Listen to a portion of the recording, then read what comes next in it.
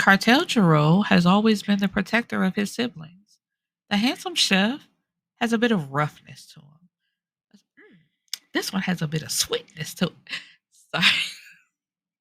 Aside from his family, very few people get to witness his sensitivity. When he met Adina Harold a year ago, he had no idea that intervening in an embarrassing exchange would lead to falling in love with a woman he could never truly have. She was spoken for, forbidden. Yet during turmoil brewing within her home, they somehow fall in love. Adina Harold is hanging on by a thread. Trapped in a loveless, abusive marriage, she found solace in someone she shouldn't have. He was genuine, sweet, and caring. He was love. The very thing she longed for and was missing at home. She knew loving him was dangerous, and time again, she tried to pull away from him, only to have her heart pulling her back. Every time I try to leave, something keeps pulling me back, me back. So sorry. When tragedy strikes and Cartel comes to her rescue, Adina is afraid to allow the blossoming love between them to fully bloom. Just as she's just as she gives in to her heart's desire, her husband, Dominic, makes it clear that he plans to honor their vow until death do us part. With Dominic becoming more and more unhinged, Cartel and Adina's face Cartel and Adina face a series of trials and tribulations. Will the couple persevere, or will Dominic see his threats through until the very end? So let's backtrack to the last episode where I said Cartel got a phone call. Well, the phone call came from Adina, is the young lady's name. Uh, and he thought it was her, but it was actually her husband who thinks that she's been cheating on him with Cartel, which is not the case. But you can hear him attacking Adina over the phone, and Cartel is screaming into his phone, which, causes his family to look at him like, what is wrong with you? What's going on? And they rush to the car to get to Adina's house to help her. So Adina is in an abusive marriage with her husband Dominic, and he found the phone that she had been hiding from him that she was talking to Cartel on, and he beats her and starts stomping on her. And by the time Cartel and his father, and I want to, was it Walker or Reese? Because it wasn't everybody, but I know for sure it was his dad and one of his brothers get in the car with him to go to her house to check on her. So when they get there, they find her on the floor, badly beaten, and they rush her to the hospital. And by the time she wakes up, she's like, my baby, how's my baby? And unfortunately, the nurse has to tell her that she lost the baby. And, she's really badly beaten up. And, this crushes her soul. She's like, he killed my baby. And, Cartel wants to be there for her and is offering her, like, I'm never leaving your side. We're going to do this together. And she's like, no, you need to leave me. You shouldn't be involved in my mess. And he's like, I'm not trying to hear none of that. Like, I'm here for you. We going to deal with this together. And she basically kicks him out. And so he leaves because she's getting like hysterical at this point. But he's like, I definitely will be back. You ain't even got to worry about it. And, he's coming there every day, talking to her. Even his dad is giving her encouraging words like, my son, he loves you. He just wants to be there for you. Don't shut him out. And, it may seem bleak right now, but don't let this be the end. Don't let that man take this from you. And so while she's in the hospital alone, even though she doesn't really want to be alone, the thoughts take over. And so at some point she goes into the bathroom and breaks the mirror and manages to get like a shard of glass. And like right at that moment, Cartel comes into the bathroom and snatches the glass away from her, and they get her help again. And unfortunately, she's placed on a 72-hour hold. And I'm just, I guess it's a fine time to say this, but the whole book, this really is a dark book. Like, if you're not mentally prepared to go there, I would not suggest reading this book. Um, because it doesn't get like quote unquote upbeat till the end. And even no, not even then, but it's better than what it starts off as. So, like I said, we get some backstory of how the two met, where Cartel, he's a chef, he owns his own restaurant, and he gets one of his he sees one of his waiters like coming to the back, and he's crying, or he either has tears welled up in his eyes, and he's like, what's going on? And it's like, this guy out there, he's being an asshole, and just being real rude. So when Cartel goes out there, is to Dominique and Adina, and Dominique is screaming about how he's had to wait for a long time to get his food, and the service isn't good, and he wants to be comped for his meal and all this type of stuff. And Cartel is like, you haven't had to wait any longer than anybody else. Like, it's a restaurant. And I've always said that. And like, especially with TikTok now, you got servers making videos about customers. Why do y'all come anywhere expecting food to be made quickly just because it's a restaurant? Like, first of all, there are people in here who ordered before you, and this is food. Don't you want it to be done correctly? Because you expecting your plate to be seated in front of you 10 minutes after you ordered it, just so you can complain and say that it's not done all the way through. Like, people who come out just to make other people's lives miserable, oh my God, there's like a special place in hell for y'all. But yeah, so Dominic doing all of that, and Cartel kicks him out. He like, you're not finna disturb my restaurant like this. So either you can get out, or I'll escort you out. So he trying to be Boosie badass, and he like, you gonna have to escort me out then, what you wanna do. And Cartel has security. So security comes over and lifts him up out his seat and takes him out. And Adina is sitting there. She's like, I'm so sorry. He's like, no, you shouldn't have to deal with that. And, you know, maybe you shouldn't be with him. And she's like, no, you don't understand. And she leaves. But then, like, somehow they come in contact again later, and they start talking over the phone. It's text messages. That's how they get to know each other. And we get to the I love you stage, even though, like, nothing physical has happened between them. It's just the conversation and the vibes between the two. And he always tells her, if you ever need me, all you have to do is call me, and I'll come running. And at one point, she even broke it off between them, like, this is the last time I'm contacting you. I cannot talk to you, just basically let me go. And he's like, I'll never do that. So then we get to the hospital situation of him rescuing her and just saying, like, I just want to help you. Like, I love you. I can't let you go. So she moves into his parents' house. And, because of course she needs time to heal. There's no way she's jumping right back into a relationship, because that's never going to work. So he comes to visit her every day. He takes her out on dates. She was coming to the restaurant with him, cooking. And it was like she was slowly coming around. They were like holding hands. They were kissing. It was getting good.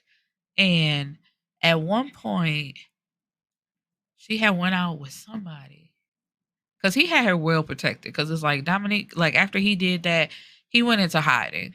He was nowhere to be found. But he was calling her, like, making little idle threats and just saying stupid shit to her. And I forgot, she went out to lunch with somebody. I forgot that man's name. But they were followed. And then she gets a call. Well, at the restaurant, she had bumped into someone, and their cell phone dropped. So she picked it up, like, basically uh thinking they swap phones, or like she helped her pick up her phone or whatever. So when she's in the car and the phone rings, she's thinking it's her phone, but actually whoever the woman was managed to get the phone to her from Dominic. So he's threatening her and basically saying, like, I'll never leave you alone. You'll always belong to me, whoop de whoop, whatever. And so then she calls Cartel. Well, no, the guy she's with calls Cartel, tells him what happened, and he gets to her right away. And oh, we also learned, like, of course, with abusers, Dominic like isolated her away from her family, and she had no contact with them. So after she had got, was it out of, no, she was still in the hospital. That's what it was. Okay, my bad. I'm kind of all over the place. Um, I believe, was it Cartel or Daddy Jareau? Somebody convinces her to call her mama. Like, you finally got away from the situation. Maybe that's where you need to be, is with your family. So she called her mama and told her mama what happened, and is like, Mom, can I come home? And basically her mama tells her no, because I don't know if you're serious or not. And I'm not going to allow you around here just for you to leave again or leave with him again. And so that's what basically was like the last straw for her. It's like, I can't even go back home to my family. So I really have no one. Because even though Cartel is telling her, like, I'm here for you, I'll be here for you, you got me, at that moment, she really felt like she had no one. And so, but somehow she has another conversation with her mom, and it's just like, when she goes home, that's what it was. Cartel convinces her to go home so her mom know that she's for real. And so when she goes home and she sees her parents, and they learn, because they didn't know that she was being abused or to the extent of what was going on. So when her mom finds out, she feels bad because she was like, if I would have known, I would have told you that you could come home. I never would have. Which is a double-edged sword, because I was trying to see it from both sides, because it's just like, you haven't called and talked to us in how long, and you just call up asking, can you come home, and not knowing the full story. I can see why the mama said no, but I feel like on the other side, like, her no was justified, because I feel like even if she did know, you gonna come home for how long? For him to say that he's sorry and possibly take you away from us again, and then we don't hear from you again, and you just continue this cycle. But they make up, and it's good while they're there, because Cartel went with her, like, I'm by your side every step of the way. Unfortunately, though, he gets a phone call saying that his restaurant was burnt to the ground. And so he has to rush back home, because I think, it's like an hour or two away. And she tries to go with him, and he's like, no, you need to stay here. And she's feeling at fault, and she's trying to go with him to be with him, and how he kind of shuts down on her. It kind of hurts, which is understandable, because it's like he became very dry, like, nah, I got this. You stay here. Like, you're not coming with me. So, of course, he leaves protection back for her. Like, you just stay here. You stay with your family, and I'm going to go take care of this. So, when he gets there, he's hurt to return home to ashes. And basically, Dominique calls him to brag, like, I've always had access to you, like, it was nothing to get in there. And he's watching the video surveillance, Cartel is, and he sees like a hooded figure and somebody walking up to the door, and because you have to have a code to get in, like, as employees, and somebody enters his code, and kind of find out Dominique is like, am I calling this man Dominique? And it's Dominique is like a computer whiz or something like that. And so, yeah, it was not, he was a genius. He made a lot of money, all that type of stuff. So it was just like, it was very easy to get to him and to basically set the building on fire. And so he's like, okay, so, like, I can get another build. I can do this all over again. Like, what you did was nothing. Like, is that supposed to scare me? And he's like, no, I don't want you to be scared. I want you to be aware. And I want you to know that she's always going to be mine. And so I don't know how I forgot this, but let's backtrack because even before she goes home, like even before the fire, woo woo woo woo woo woo woo.